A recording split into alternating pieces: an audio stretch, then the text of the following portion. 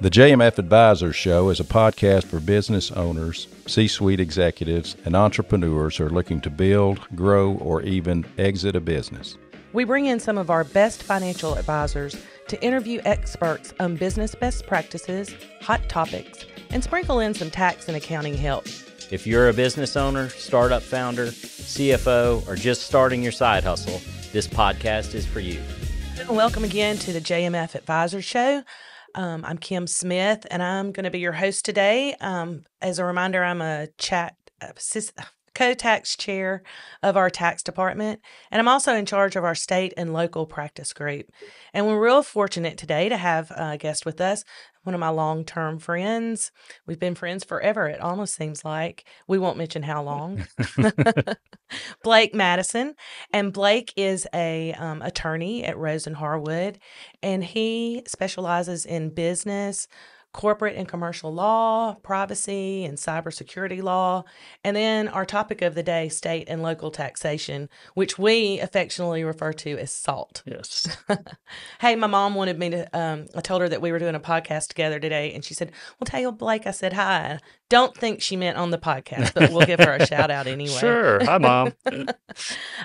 Blake also does a variety of speaking engagements on this topic. Do you have any upcoming on the horizon or any things you want to tell us about that's going on? No new speaking engagements. Just finished up one recently, but that's the last one for a while. We haven't got any more scheduled yet. So. Yeah, well, it's just we're all getting back in the swing of things of having in-person learning. Exactly. And with tax season coming up, it'll be after that when folks start scheduling those again. So. Yeah. Everybody's got their mind on other things right now. Correct. So state and local taxes, I think, are often not regarded as one of the more important areas that a business needs when trying to comply with tax laws. And what I found is, especially small businesses, they have so much to contend with anyway. Yes. And they focus on income tax and their income tax consequences, and maybe their financial reporting or auditing needs. And then we kind of just throw this back in the corner until that dreaded day when they get a notice. And then, unfortunately, I think these audits are more painful than just an income tax audit. Is that what you've kind of found in your practice? Well, absolutely, especially for businesses in Alabama, where we depend so heavily on sales and use taxes and municipal business license taxes to fund government. Mm-hmm. Those audits, are really as important, if not more so, than your traditional income tax audits. And so, and businesses are usually ill-equipped and ill-informed, especially small businesses, about all the requirements. Yeah, because we normally think of sales tax as like going to the grocery store and buying something and you have sales tax tacked onto the end of it, but it follows through. It's the business's responsibility to capture that tax and to collect it, and then they remit it. So therefore, it's a trust tax that is where they're entrusting your money and then having to send it over to the taxing authority.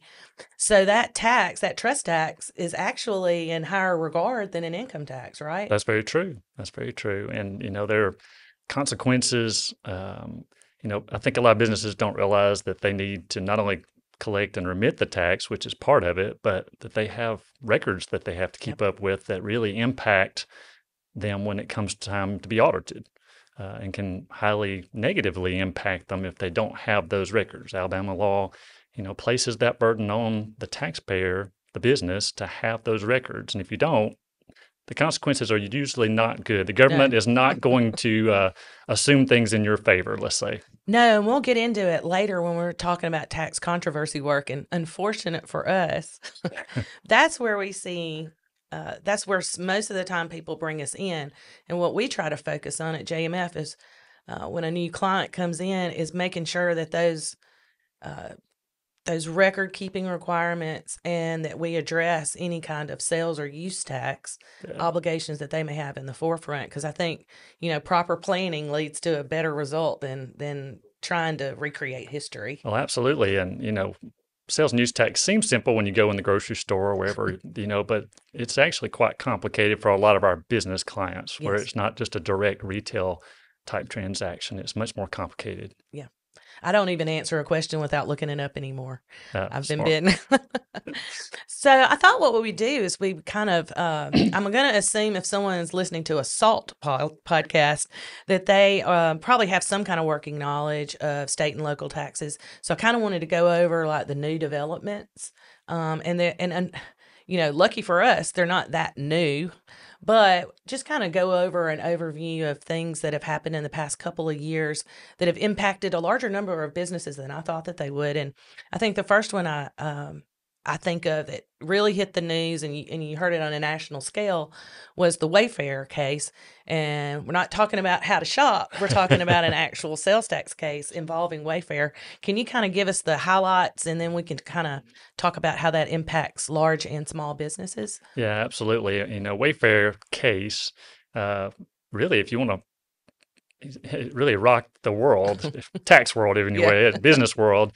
And it was really something some of us saw coming for a long time, but we just you never knew when that shoe was going to drop. And the Supreme Court a few years ago did decide the Wayfair case, which essentially did away with the requirement that a business have a physical presence in a tax jurisdiction to have the obligation to collect and remit sales taxes when they sell to customers in those jurisdictions. Right. For years and years and years, we've always had the protection that, well, my business doesn't have a physical presence in that state or that city, and so I don't have to collect and remit sales taxes. That's gone away. Yeah. And as a result, the various states have enacted their own laws now as to when your level of activity rises to the level that requires you to start collecting and remitting that state's sales and use taxes. And it differs from state to state. Yep. We see there's not much conformity in that area. So there's different dollar amounts of business, different amounts of actual physical contact with the state that come into play. And so it's very important if you're doing business in multiple states to be sure you know the rules in each of those states. Right. And, at jmf.com, we have a table that we update periodically that gives the level of threshold in each state. And I want to, like, just as a practical note, I have a client that is an internet retailer. So, they're selling everywhere and they sell a small product. So it's not only dollar amounts in these states, it can be number of products sold. So, you may think that I'm selling this really small product that cost $1. But if you sell 1,200 of them, then you've reached the threshold there, which is odd, I think. It is. And I think a lot of folks overlook those thresholds more. So they're more focused on the dollars than they are on the actual number of items. Yeah, because I think a lot of the states are like, I think some are 150,000 and some are 300,000 are the ones that I've seen that are the most common. And the clients that I use have internet plugins that plug into their websites, and it automatically collects the tax. But I do want to caution that I do have one client that uses us for Alabama sales tax only, and they do use one of the national companies that provide these internet plugins. But that company cannot get Alabama correct, no matter what they do. And it caused a lot of problems for them. So now we do that for them. So just because first of all, if you collect the tax, you remit it no matter what. That's correct. But at least you want someone checking behind to make sure that it looks reasonable and tying in the sales that internet company is collecting for you versus what you're depositing in your bank account. Yeah. Because they're going to look at, if they're audited, which one of these were audited, they're going to look at and to make sure that you've got records that show what you're actually collecting on your website equals what you're reporting on your income tax return, absolutely, equals what's being reported in your books and records. Yeah, absolutely. Yeah. Absolutely. And I think you mentioned the matrix that you guys keep up.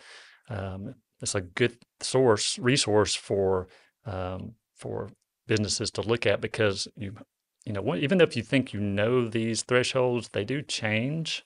Yeah. And so having a resource like what you've talked about on your website that updates, that changes. Which I need to note to self. I need to update that when I get back to the office. But it's not unusual for a state to. Usually they're lowering those thresholds. Yeah. I mean, they're not going to raise them. No. So you see those lower, which means you're more likely to be subject to that state's tax. So it's important to keep up to date, not just assume once you know the first time. Right.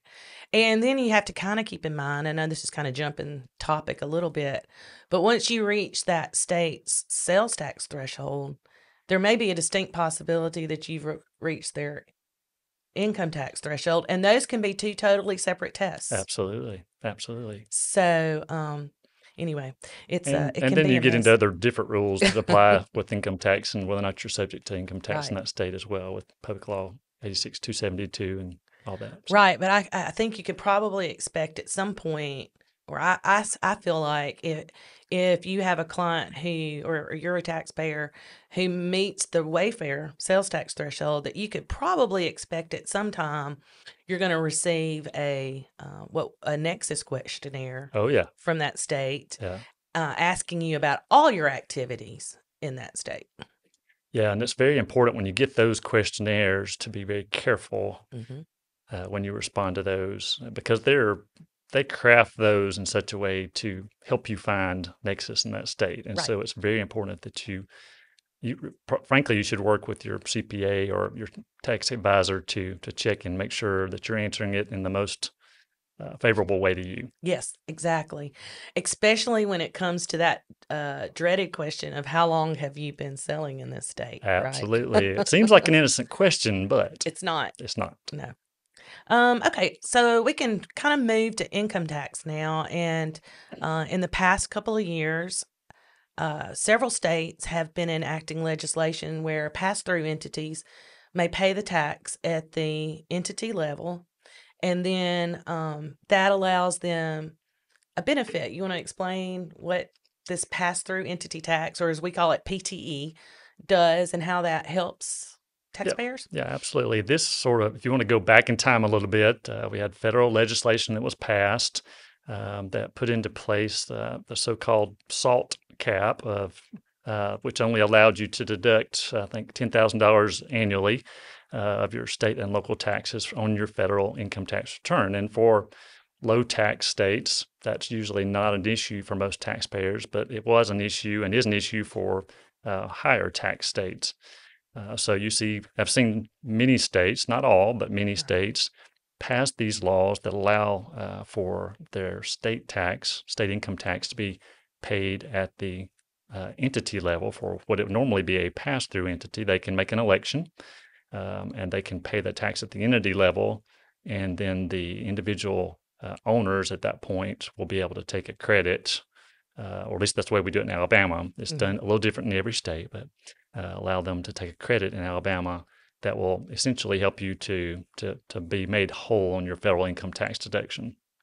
Yeah, and I think it works out really well for people who may not itemize, would be your big person, but people with a lot of net income, a lot of taxable income that are really limited on that itemized deduction, this really benefits. Right. And we have a lot less people itemizing these days with the current rules. So. Right.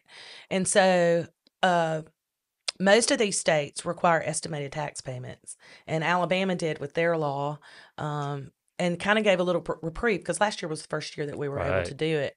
And so if you received, I just kind of wanted to throw that out there, if you received a notice, failure to file estimated tax payments, there are some steps you can go through to get some penalty relief for those estimated payments.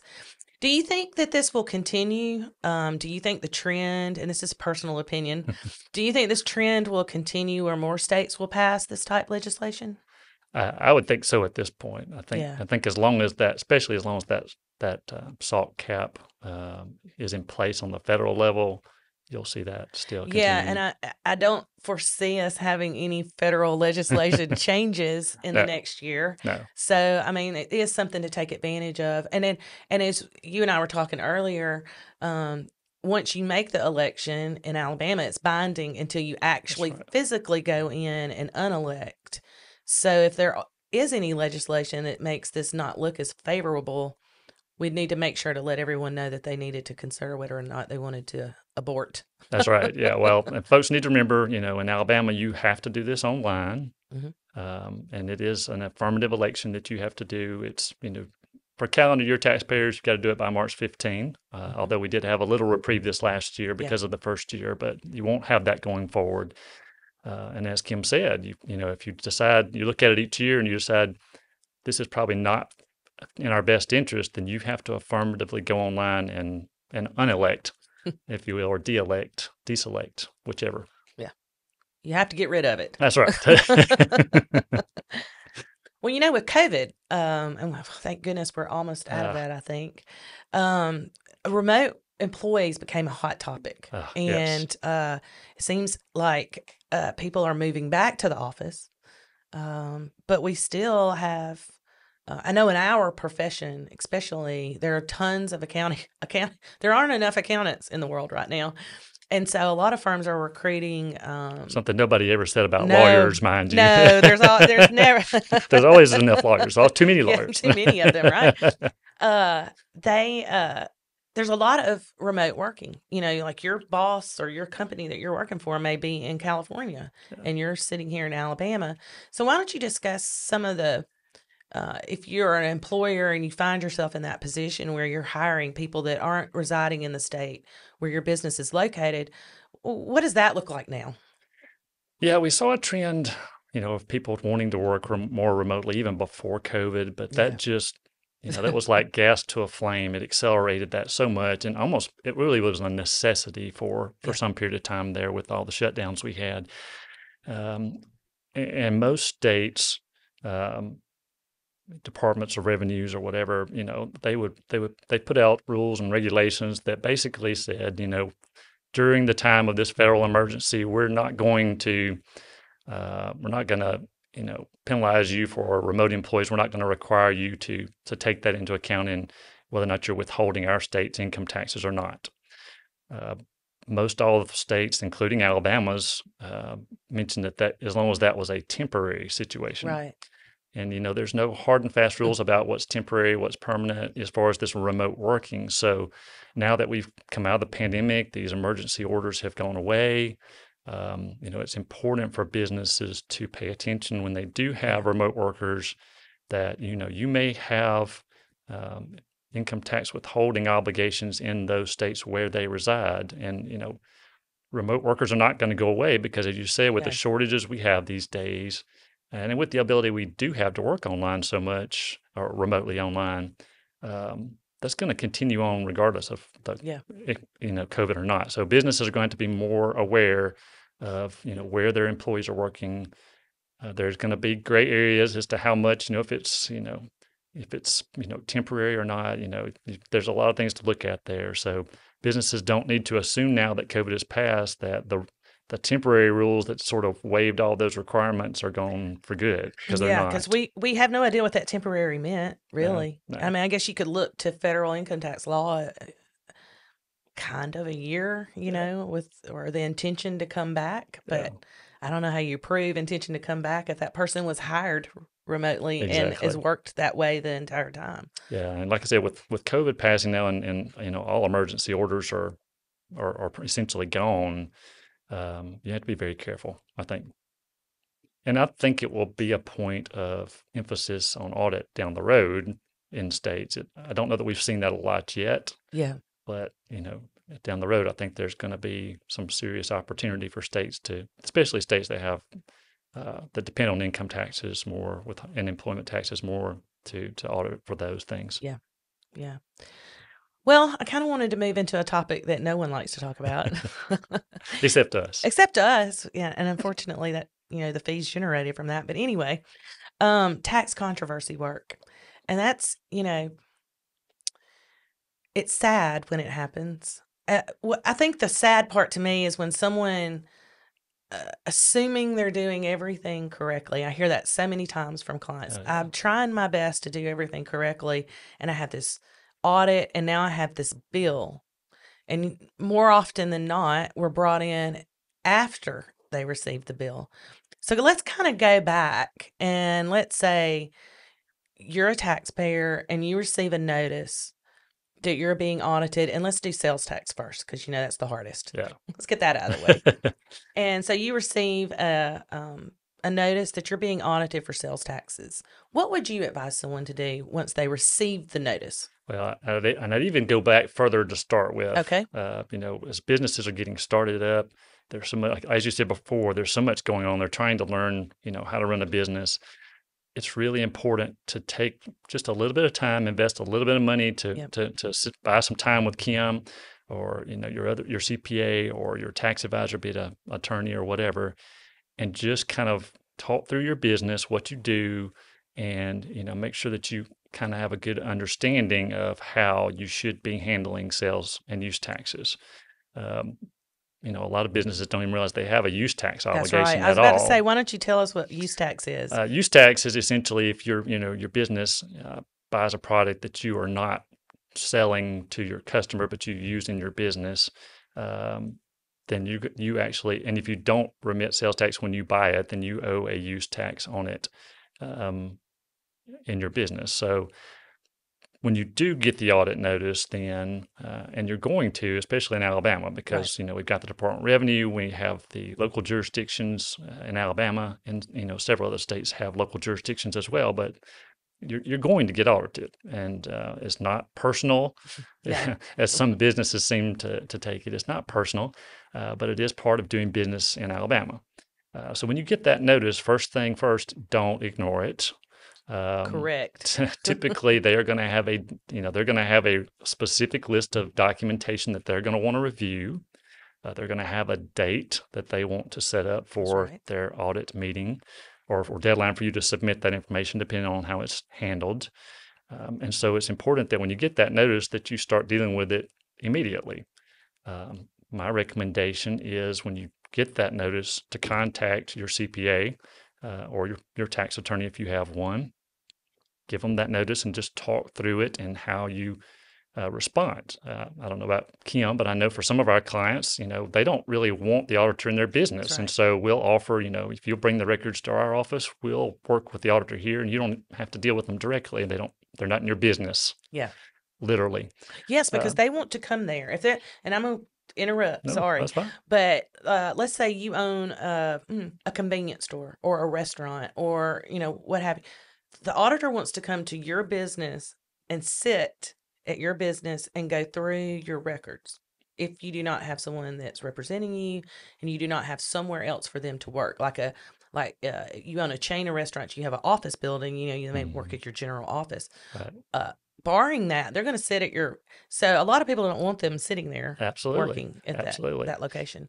And so, when we get those requests for audit, you look at the records that are requested. Sometimes they're reasonable, sometimes they're not. Yeah. That's where your CPA or a tax attorney can come into play and helping you understand what is and isn't reasonable. But it is important to pull together as much of the documentation that's been requested as possible. Because if you don't provide that documentation, number one, the department or the auditor is going to be given a great deal of leeway in making assumptions that are not going to be in your favor. But number two, it also is going to speak to your intent. If they determine that there's some fraudulent activity or or negligence, even, that you don't have or don't provide those records. So it's important, if you have those records, that you pull those together and present those in a timely manner. And that's just going to be beneficial to you in getting the process completed and hopefully as painlessly as possible. Yeah. Okay, I'm going to think back to some of the things that you said at the beginning, as far as, when you start up and meeting with your accountant. I think it's important to meet with your attorney and accountant at the same time, if at all possible, when you're starting your business. And then when especially if you have a cash intensive business, like a restaurant or a tavern, a bar, or anything that's cash intensive, because a lot of the time, luckily for us, point of sale systems has helped the restaurant industry immensely. I think they can. Yes, they can help. But you have to make sure, you want to make sure that point of sale system ties into your deposit at the end of the day, that ties into the gross receipts that are on your income tax return, that ties into the gross receipts that are on your sales tax return. That's right. So some people think, I've got this point of sale system, it's keeping up with everything for me. It's not. No. you need to have those checks and balances to make sure when someone comes in that it's all going to tie back to that number. And then, use tax. I wanted to give an example because you gave a great explanation of use tax, but I kind of wanted just to go back a little bit as far as use tax. We used to have it a lot more when people could order off the internet and not pay sales tax. Absolutely, yeah. The Amazon purchases. That's right. Credit card purchases.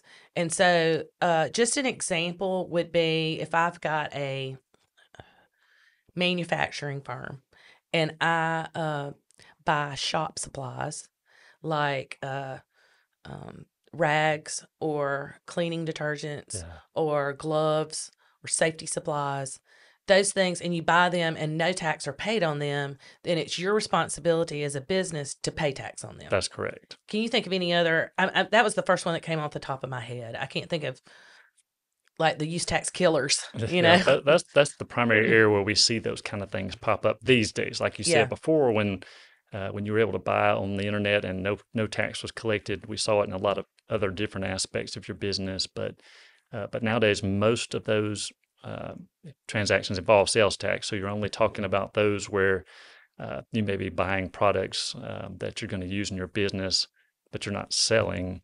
That's where that usually comes up now. So, I thought of one more. What's that? One more gotcha is local tax versus state tax. Yeah. So let's say that you buy something from a company that's located in Birmingham, but that company never comes to Tuscaloosa. You're located in Tuscaloosa. That company does not have physical nexus in Tuscaloosa. So you maybe they mail it to you or you drive up there and pick it up. Well, no, that wouldn't work. They mail it to you. So you order that part or the supply. You order the rags from Birmingham and they deliver it to you in Tuscaloosa, and you get your invoice and you've got 4% sales tax on there with the state, but you don't have the local city and county. That's correct. So I think that's the other gotcha. Yeah, and that to take it one step back even there, people need to realize there are essentially 3 levels of sales and use tax in Alabama. Some states you only have one. It's a statewide tax that encompasses it all. But in Alabama, we have a state level tax, a city and a county level tax as well. So there's 3 different levels. And yes, that is often the case where the state tax state sales tax may be collected, but you still have to deal with the local tax. We're so fortunate to have the local taxes. Yes. It just gives us one more level to mess up, right? That's right. Okay, so they've gotten the audit notice, they've met with their professional, they're in the audit, and the audit comes back where or maybe they've met with us and we've kind of pointed out here's some areas where you may have some issues. And lo and behold, the auditor finds these areas where we thought they may have some issues. And as we've said before, state and local sales taxes are very complicated. So the auditor has picked this issue that we feel is gray. And we feel like we've got a really good stand as to why that's not taxed the way the auditor is deeming that it should be taxed. Whether it's not taxable at all, whether it's taxed at a different rate. So what should they do then? What are their options? Well, first off, that's why it's so important to get your CPA and your tax attorney involved as early in the process as possible so that you're prepared for those situations so that you can address those legal issues. If you can present that to the auditor, and I always tell my clients, the earlier in the audit process that we can deal with an issue, the more likely we are to be successful. The further it goes along, the further it gets ingrained in the process, the more difficult and frankly more expensive it is to get that corrected. So it's very important to do that, present that information to the auditor, essentially present your case on that issue to the auditor. And hopefully you'll convince them of that and provide them whatever documentation you need to back that up. But you have that legal argument in those gray areas so that you're prepared and you're not surprised. If you let it go, all the way into the preliminary assessment, then the longer it goes again, the more difficult it is to get that issue resolved. Yeah, because you could argue with the auditor and they see that everything that the client has done has been perfect except this one little area, and they may just say, slap your hand. Absolutely. Go forth no more and keep, do it this way now, If it gets all the way to Montgomery, that lessens. Oh yeah, They're going to back up their auditors 9 times absolutely. out of 10. But then, alas, all is not lost. If it makes it to Montgomery and it's upheld, then you do have another option at that point too, right? Absolutely. As part of the audit process, either way on the state or the local level, they're required to issue a formal preliminary assessment to you for those taxes. It's very important. I can't emphasize it Very. enough. Very important that as soon as you get that preliminary assessment, that you get that to your CPA or your tax attorney, because you have a very small window of time to appeal that preliminary assessment. It's a 30-day window that can close really quickly if you're not paying attention. Right. And you need to give your advisor some time to actually, prepare the documentation and, obtain whatever records are needed to help support your position. So it's crucial if you can do that and you can essentially stop the clock, as it were, and have that appeal in place, then that will give you much more time to deal with it as you go forward. But if you miss that 30-day window, you're just out of luck for the most part. I mean, there are some options down the road, but they're not as pleasant. So no, and they're more expensive. Absolutely, I mean, the longer more you go in expensive. the process, the more you're looking at time and expense. Yeah, absolutely. Yeah. Unfortunate for someone in that position. So don't put that, envelope to the side and say, I'll deal with this later. It's something you really need to deal with, or at least get your CPA and your tax attorney dealing with as soon as possible. Yes. And I do want to speak to the timeline for audits. I mean, normally what I see is a client gets an audit notice, and then 2 weeks out, they set an appointment. Most of the time we call and say, hey, can we have a couple of more weeks, especially if it's, the first quarter of the year. And then they come and they have an initial meeting. And I can't stress enough how important it is for the taxpayer to either not be at that initial meeting and have their representative represent Absolutely. them, or that they are, I don't want to say schooled, they are educated Yes, by absolutely. their advisor, because there's some horror stories with people that I've been sitting at the table with, and I'm just like, oh my God, did he just say that? Yeah, I mean, Let me correct that for you. the last thing you want to do, number one, is to get off on the wrong foot with the Right. auditor. I mean, these are human beings. Yeah, it's just their job. They're doing a job. It's not personal to them. They're trying to do their job. So, I know it's not a pleasant situation, but you don't want to make it ugly to start with. You want to be as cooperative as possible. It's it's a requirement of the law. We've got to go through this process. But as Kim says, you have to be careful what you say, because especially if you're not really aware of the rules as you should be, then you may, step in it, as they say, Yes. and get yourself in worse trouble as far as the arguments that you might have. So the less the client says, the better usually on those issues. Yes, and we're not saying hide anything. No, we're just no, saying absolutely. maybe not volunteer. That is correct. That is correct. We're not talking about evasion. We're just avoiding. Right? As one tax attorney I know says, we don't need diarrhea of the mouth here. Right. So That's correct. And they're waiting for you to have that. I was an auditor with the state of Alabama, and she's reformed. I'm reformed. Well, many years reformed. That's I correct. was very young when I was doing that. But it was considered a talent if you could get, you could sit there and you could get people just to talk and talk and talk, and then you're like, oh God, he said it. Okay. I did want to mention too, we were talking about the longer it goes, the more expensive it can be to fight something. The Alabama Tax Tribunal. Let's talk about their calendar for a moment. So let's say you get all the way to that you really feel like you have a good case. It's a high dollar case. It's something that impacts your business for future years that would impact it negatively. So you've made the decision, I'm just going to fight this to the end. And so your first line of defense, I think, and you can correct me if I'm wrong, would be the Alabama Tax Tribunal, because it is a court, but it's less formal and less expensive. Generally, that's the case. I mean, and I guess we should say, once we go through the preliminary appeal process, there is a the Department of Revenue or the locals will issue a final assessment, and that's when you have to appeal to either the Alabama Tax Tribunal Right. or your local circuit court. Those are the two options you have other than paying the tax. Yeah. You can appeal to one of those two. Normally, and again, you have a very short window of time for that appeal, so it's very important when you get the final assessment to get that to your advisor. Normally, we do recommend going to the Alabama Tax Tribunal. You can do that for all state sales and use tax appeals.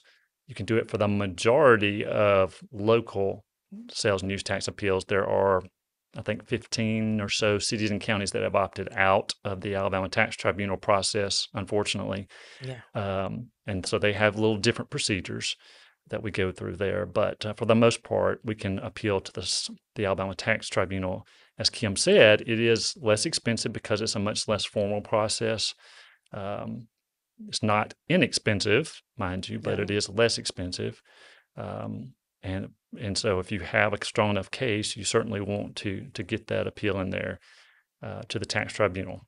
And you and I have worked on a couple of cases where we've gotten some really favorable adjustments there. Absolutely. Yeah. Absolutely. How fun is that? That's awesome. It's awesome to get a win. Yeah, we love a win. Okay. Well, and the good thing about that is the tax tribunal only deals with tax matters. So you have knowledgeable judges that understand tax law most of the time. And so they're even if the Department of Revenue decided to appeal their decision, usually they're upheld because the other courts of the state that don't practice tax have a lot of respect and give a lot of deference to the tax tribunal and its decisions. Well, and that's a good point. You know, you go to circuit court. I mean, you may be dealing with a circuit court in X county, and that person has no idea. I was never tried a case with tax law before. Yeah, and most of them don't want to try a tax case, but there are occasions where it's beneficial to go to your local circuit court. Home cooking, as we say sometimes. There are some cases where that comes up, but it is such an expensive process that that really requires special circumstances. Well, and also, I guess where I was going to with the tax tribunal, and when I was talking about, how an audit from start to finish can take months. I mean, I don't want people to think they get a sales tax audit notice and they think it's going to take, like they're going to come and audit them for sales tax and they're going to be done that day. Yeah. No, they're going to be done about a month and a half, 2 months from then. If then. Yeah. Because they have lots of cases going on at the same time. And then if you get unfavorable, you're looking at another month and a half, 2 months, if lucky, of making our decision about what we're going to do about this or try to exhaust those local remedies, what, little that we have. Right. And then if we make a decision that, we're going to fight to the end and we're going to go to the tax tribunal. Which Kim and I are always glad to do. Yeah, we're happy to do that. And we go to the tax tribunal. It may be 6, 8 months, a year before the tax tribunal has time to listen to that. Absolutely. And, in recent years with COVID, some of my cases are now been strung out 2-3 years. Oh, wow. So it can be a very lengthy process. The tax tribunal is working hard to catch up on that. I didn't mean to throw off on them. I'm just saying. No, but there's just a process you go through. Even there, while it is less formal than circuit court, there's still formalities you go through. Different, each side has their time periods to do different things in the tax tribunal process. So it takes several months at the very least. Well, and then you still have to wait on the decision from the tax tribunal, which, that can come, I've had cases where it was 1.5 years after our hearing before we got a decision. That's unusual, but so just understand you have to be patient. It can take time. What do you do? What if it's an issue that you think's gray? This is a terrible question. I'm putting him on the spot. It's an only issue because we've had this problem come up. So. Yeah, I mean, and so it's 1.5 years or 2 years. Do you keep on with your gray position? I would think you have. I don't know. Generally, I think you and I both recommend folks stay consistent with what they've been doing, unless that's there's been a change in the industry that you're in and the practice of your competitors and how they're handling it. You want to stay consistent until you get a final answer, understanding that there's some risk in doing so. But if you suddenly switch and essentially start doing things the way they said you should have done them, then that doesn't look really good for you either. Yeah, so what does that say? Yeah. but it's difficult because you realize you have growing exposure. Yeah. Yes, that's just not fun. No. There's no good answer there. No. I did want to touch on one thing. We've talked about tax controversy. I think we've exhausted it, except what if you find, let's say you hire me and I come in And you should. and you come in and I come in and I say, you're paying tax on that item. Let's say it's a restaurant and it's to-go containers, which I think are part of the I don't know, maybe that's a gray area. But anyway, let's just pretend that. But it's you're buying something and you're paying tax on it when you should not be paying tax. Right. And you've been doing it for 3 years. And I come in and I say, we could petition for a refund. I did want to let people know that there is a remedy where if you've been overpaying sales tax on an item that you're purchasing, that there is a remedy for that. Yeah, absolutely.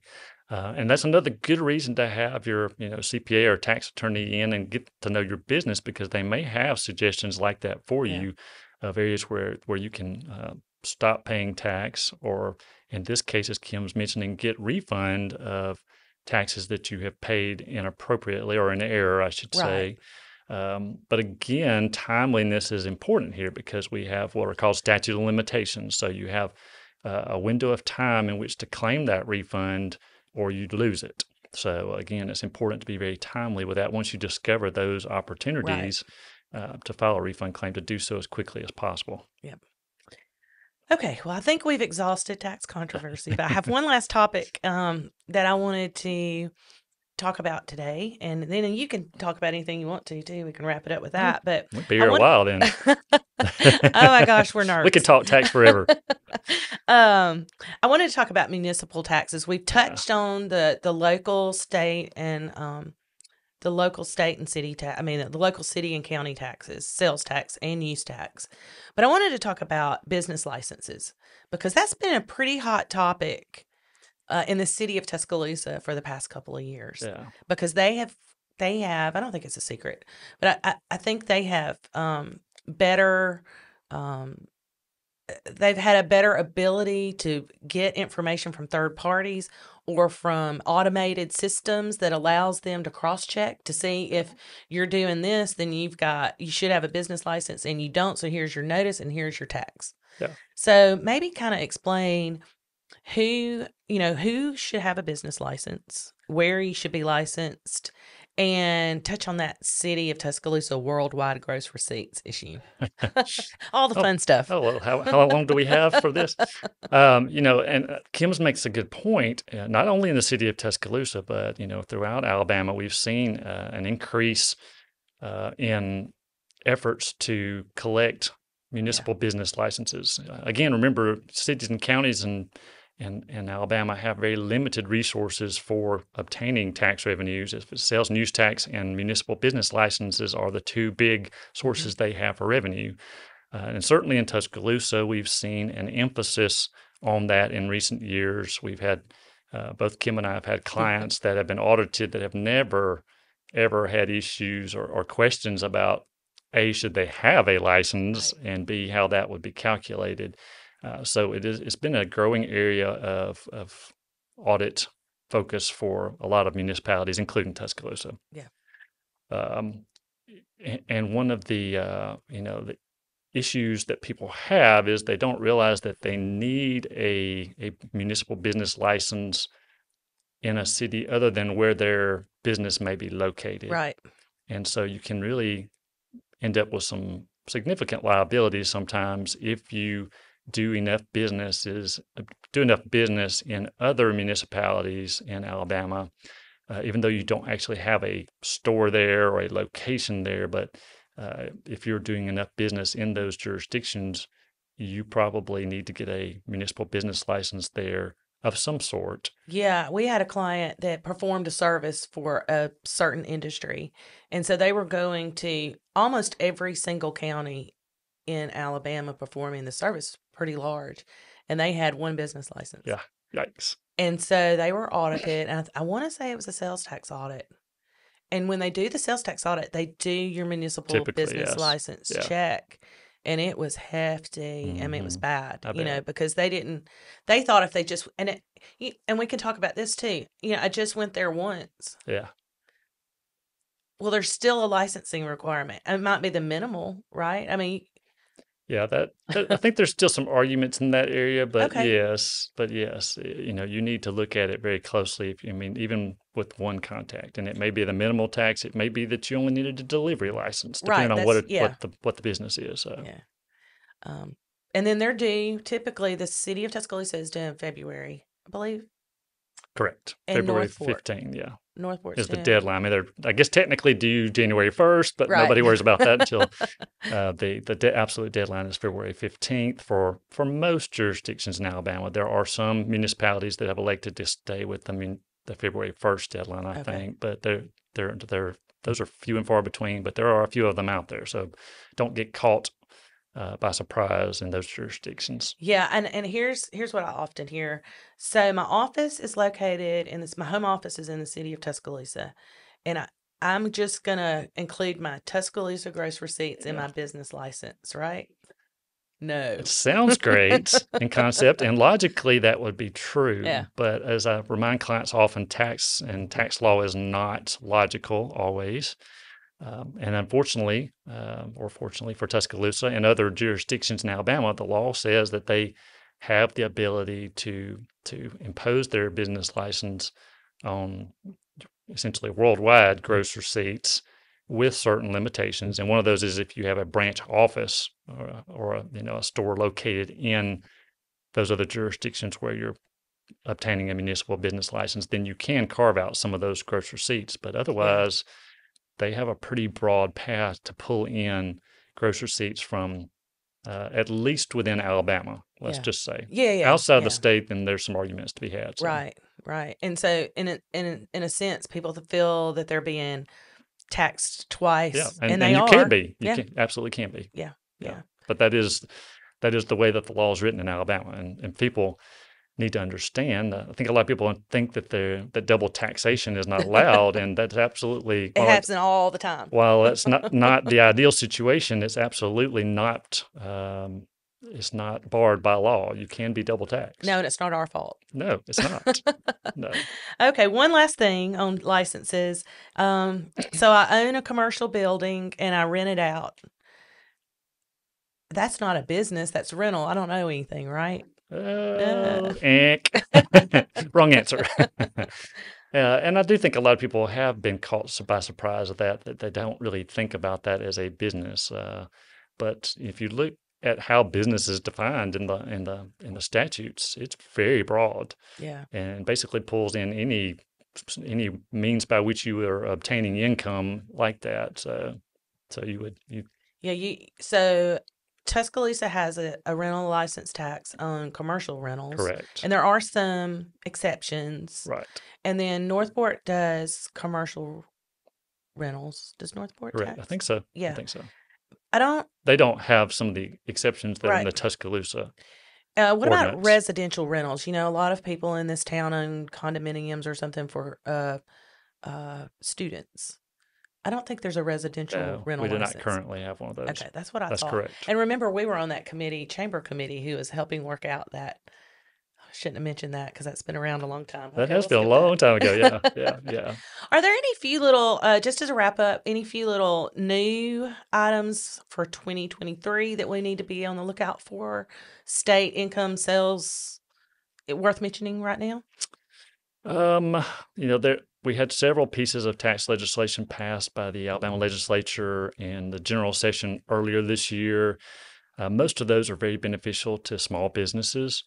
So you want to be sure you take advantage of those. They're in the process of eliminating the minimum business privilege tax. Yay. It's reduced to $50 in 2023 and then eliminated completely starting in 2024. That's the minimum business privilege tax. So that will help literally thousands of businesses, small businesses in Alabama. Will that include, and I'm behind, so will that include the initial business privilege tax, or is it just the minimum fee annually? Do you know? I don't know. I think it includes the initial. Now, you still have to file your annual report Right. with the Secretary of State, and that's the one thing people need to remember, that you still have to file that. But I believe it's from the beginning. Oh, But that's awesome. I don't Yeah. hold me to that. I need to double check, but I think that's correct. We've seen the estimated sales tax filing thresholds raised as well, which helps some small businesses not have to remit the estimated sales taxes as frequently. So that's beneficial.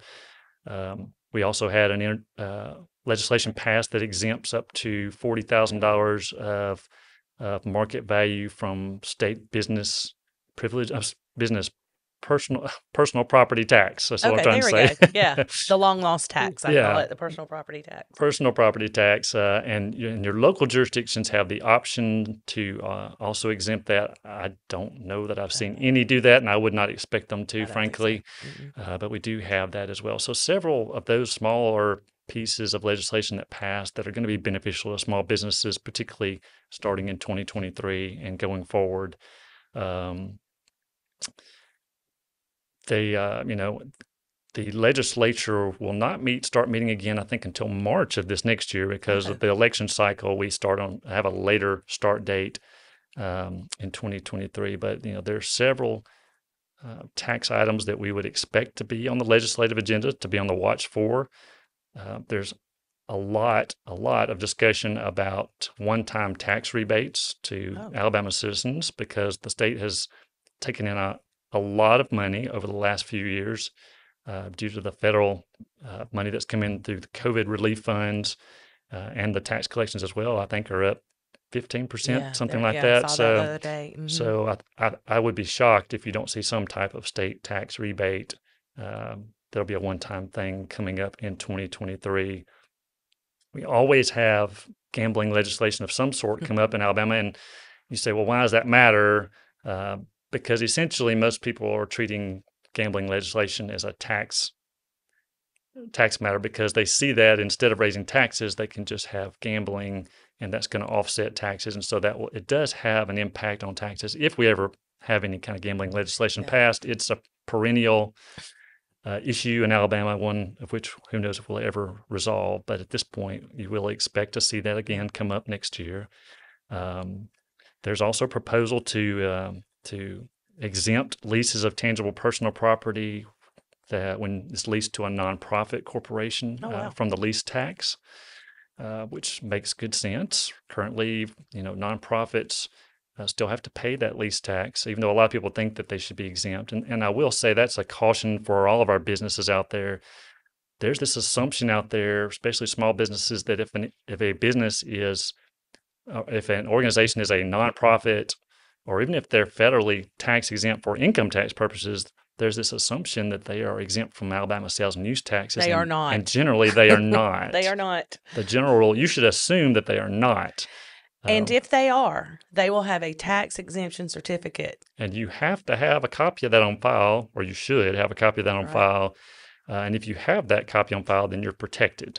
And, and it has to be renewed every year, so you have to get that certificate renewed every year as a tax exempt entity. And you as a business that's selling to them, if you're going to continue to sell without collecting sales and use tax from them, you need to get that updated from them every year. So it's a pain, but that's just part of the process. So that's part of that documentation we talked about you need to have as a business. We're also going to have a huge distribution of federal funds. The last $1 billion that and the ARPA funds that the state has will be distributed next year. So that's going to have a huge impact across the state as well. So there's several things to look for, and there's always surprises every legislative session that we don't see coming. There's several conformity type pieces of legislation that we won't get into here, but there's lots to watch for when the legislature starts meeting again in March. Well, I'll tell you what, Blake, it has been an absolute pleasure to have you here today. It's always fun to talk tax. And while you were sitting there talking about things, I thought, oh, we need to talk about that. We need to talk about this. So I'm going to extend you a formal invitation back for SALT Part 2. I bet there's people out there that can't wait for that. Absolutely. But I think we do need to do that. And I would like for us to, maybe at some point narrow our discussion to some specific industries that I think would really help people that were in that industry. Yeah, absolutely. I mean, when we talked about earlier that state and local sales taxes in Alabama are very complex for a lot of businesses, they really are, and you're getting some really murky gray areas on some of those that we've worked with together. So I think it would be useful to have those discussions. I think so. And people can follow you on LinkedIn and Twitter at Alabama Tax Lawyer, ALATAXLAWYER. Correct. Okay. Correct. And that's going to be our SALT discussion for today. And we appreciate you listening to our podcast. And we appreciate if you would like and share. And you can find us on YouTube and any other wherever you listen to your favorite podcast. Thanks, Blake. Absolutely. Thank you. If you would like us to help your business or would like to suggest additional podcast topics, simply send an email to info@jmf.com. And don't forget to subscribe to our podcast on YouTube and your favorite audio podcast apps.